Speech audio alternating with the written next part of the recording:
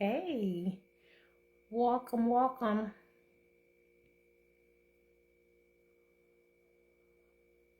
How are you doing today?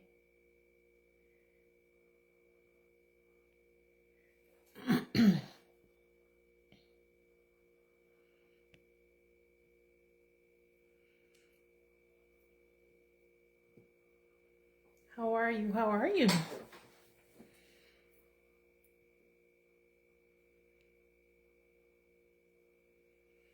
Hey,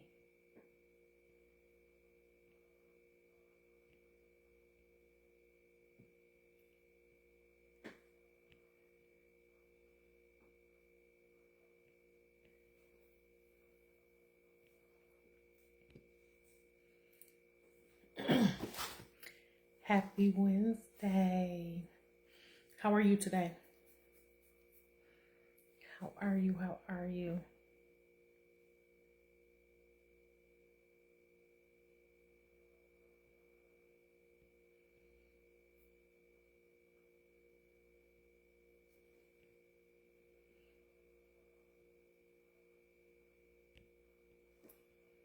Hey, hey, hey.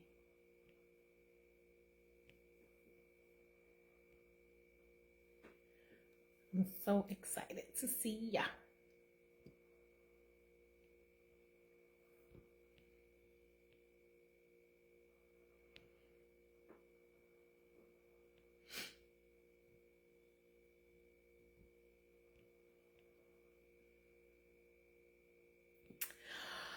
All right. Hey, friend. All right, I'm going to get started because it's 2 minutes after. So, good evening, family and friends and everyone.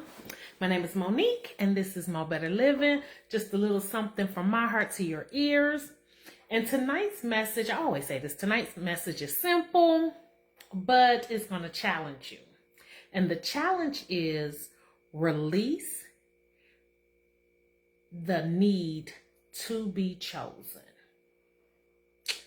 And because some of us are tired, but it's not from life, it's from trying to be picked, validated, and preferred by people.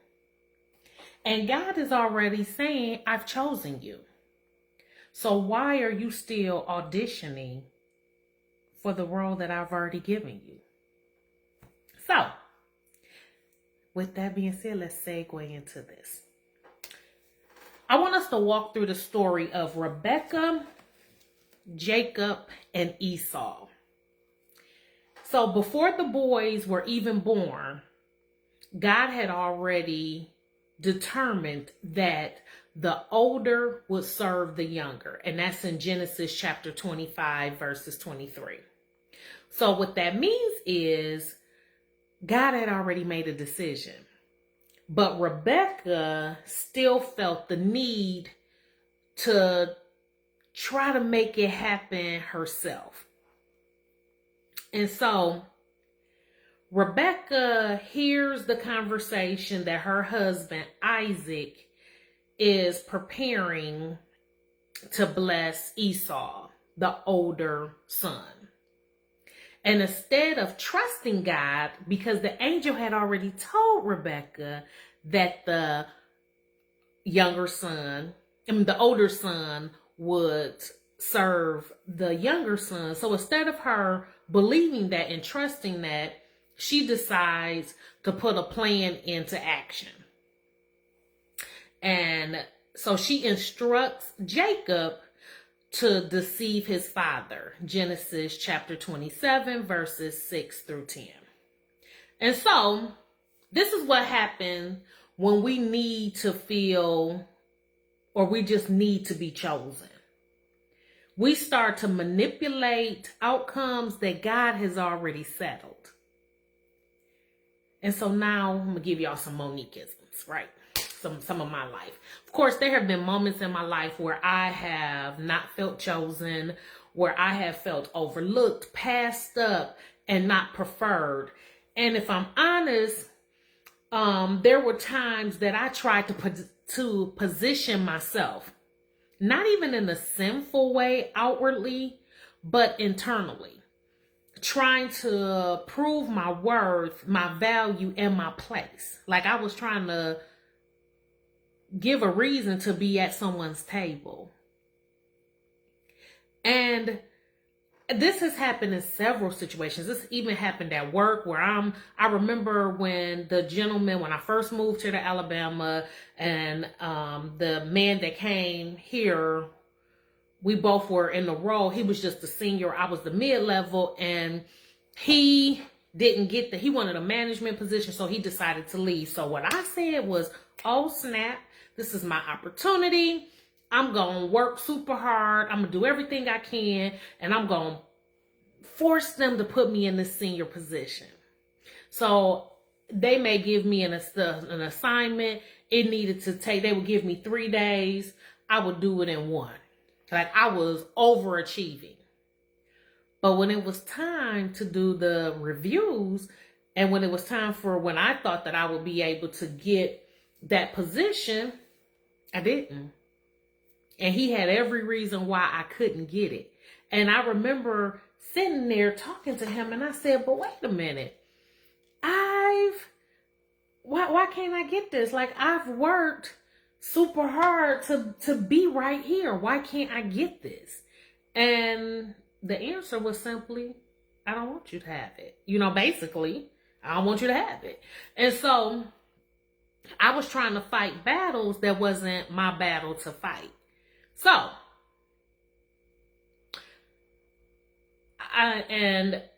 I've even now taken this in a different direction, but not going into the detail of this, because I still kind of struggle with this a little bit. Sometimes I judge what I secretly desire. I might judge some women that are bold in an area that I wish I was bold with. But deep down, I'm judging them for their boldness. But deep down, I want some of that freedom that they have. So,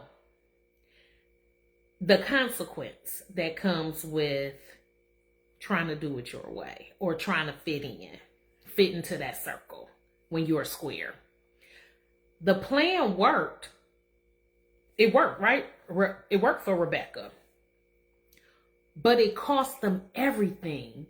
Esau, when he found out, he planned to kill his brother Jacob. Genesis chapter 27, verse 41.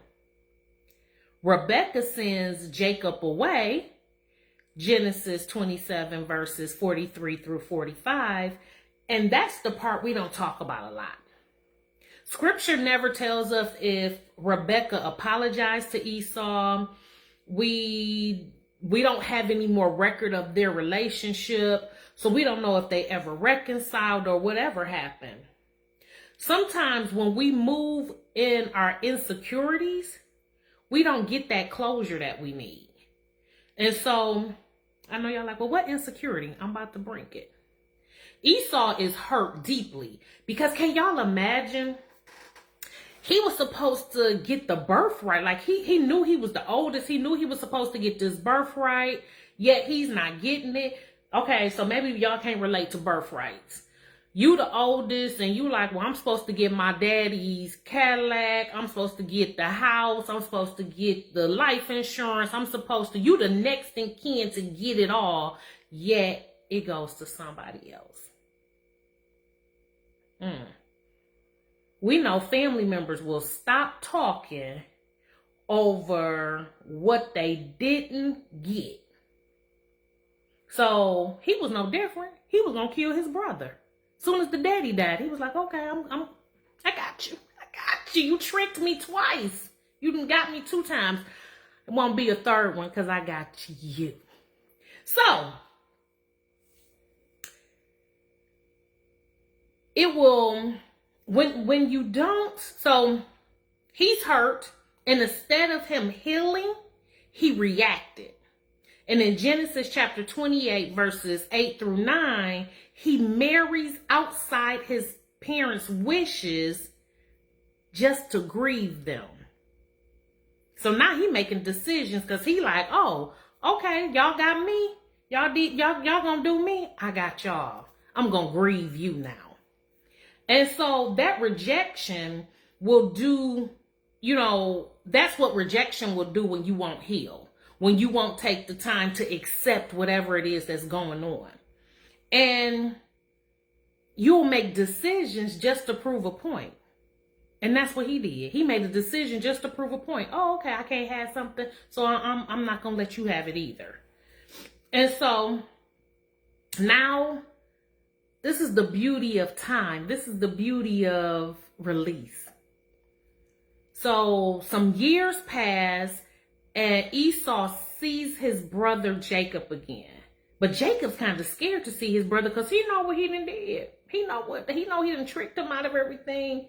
But in Genesis chapter 33 verse 4, it says Esau met Jacob and he embraced him and they wept. Esau had released what Rebekah had done, what she hadn't even fixed. That's something too, parents. I only have one child.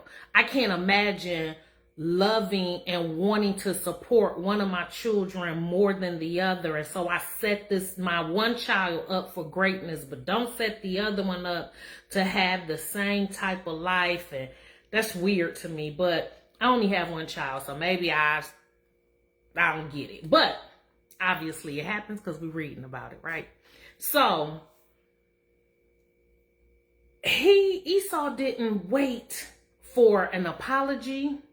He didn't wait to be chosen. He chose peace. And so, again, we're going to give a little bit of reflection again in my little life. I'm going to see if I can move this chair because I feel like I am. Yay! I was all the way down on the ground. So, there are areas, again, in my life where I've had to release people. Not because they apologized, not because of anything other than I needed peace. I had to stop waiting for someone to pick me, validate me, or understand me, and just accept that God already did. So, and I did that by I went to conferences, I went to therapy, I set boundaries, I learned a precious word. No.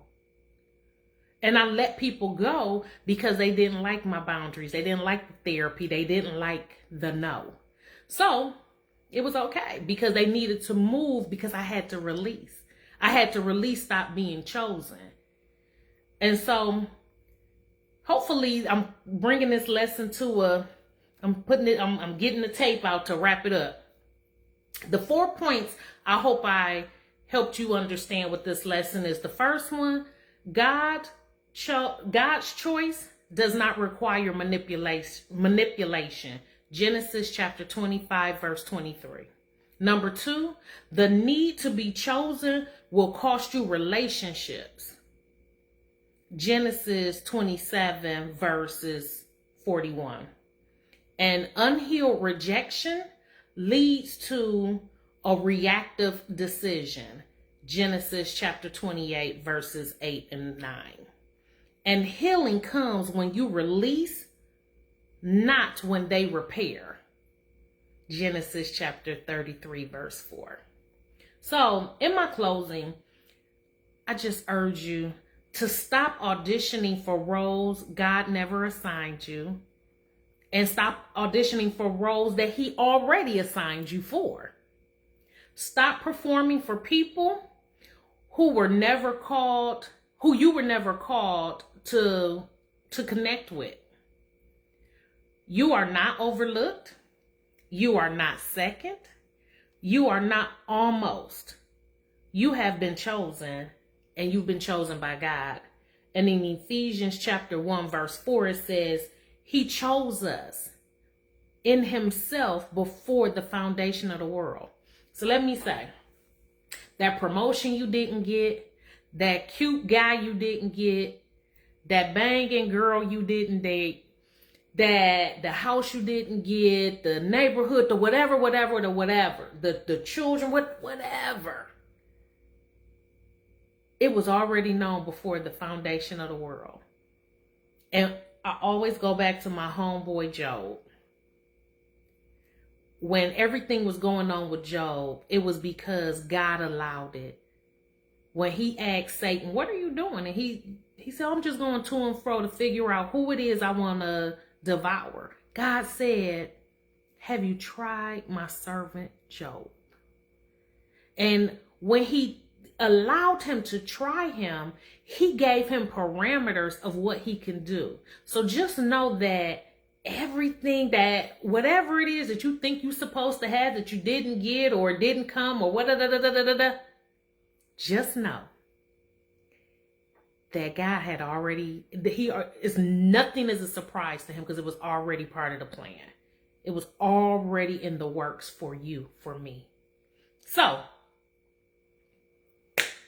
thank you so much for letting me park in your ear for a little bit. This has been amazing, and I thank you so much for supporting me.